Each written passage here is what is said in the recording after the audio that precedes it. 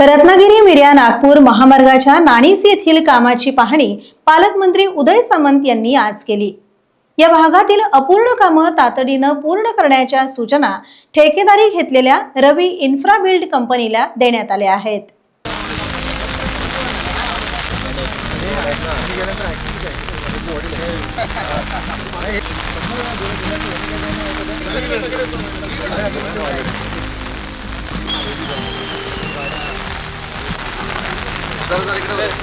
बराबर है, वहाँ क्या होगा? और इसका कौन है? सुबह बैठ के बस स्टॉप के यहाँ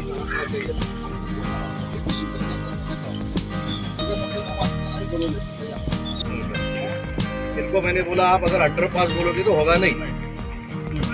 जाने आने के लिए कनेल थोड़ा सा जो मैंने बोला है ना हाइट आदमी की महामार्गाची पाहणी केली आणि तेथील जनतेच्या समस्या समजून घेतल्या।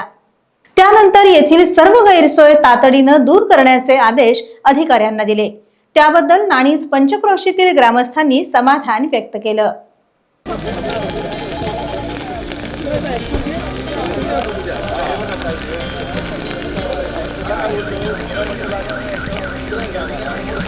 नाणीच्या देखील काही मागण्या होत्या, नाणीच्या देखील रस्त्याची मी पाहणी केलेली आहे।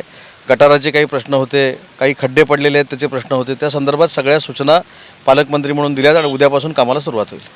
आज संगमेश्वर रत्नागिरी मतदारसंघातील दोन्ही नॅशनल हायवेची मी स्वतः पाहणी केलेली आहे।